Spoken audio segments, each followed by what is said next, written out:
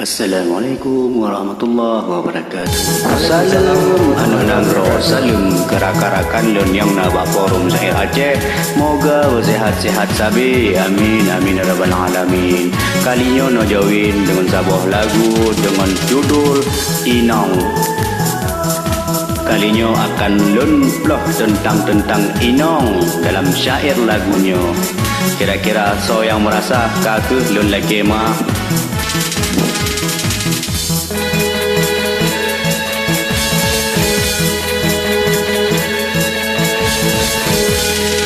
Mangat-mangat kuah labu salah segitu lepas silang.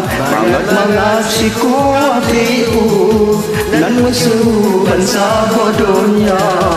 Mangat-mangat inang memadu sampai karu dalam rumah tangga. Mangat-mangat si inang bisu lepas tak lucu di pegawan.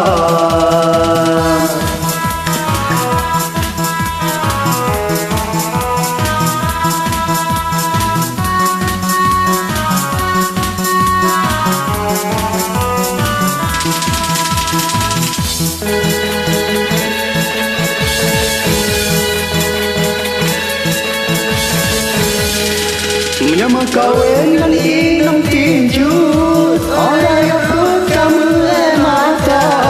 Menyama kawin dengan inang tumbun, senang kat untung lalai mewawang.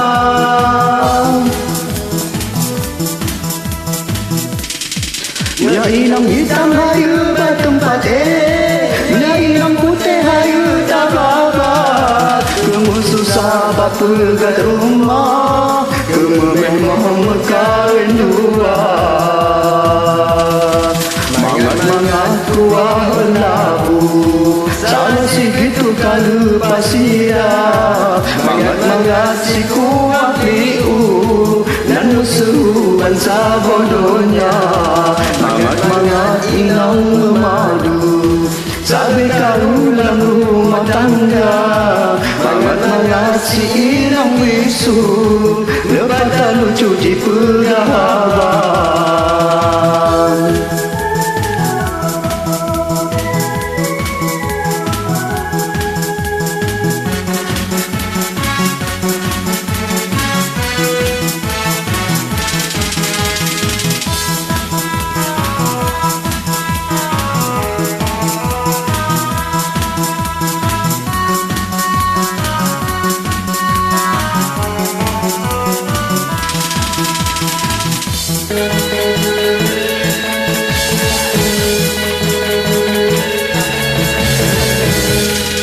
Dia mekawin dengan inang pijut, orang yang perut kamu mata. Dia mekawin dengan inang tumbut, senang kat untung lalu mewawang.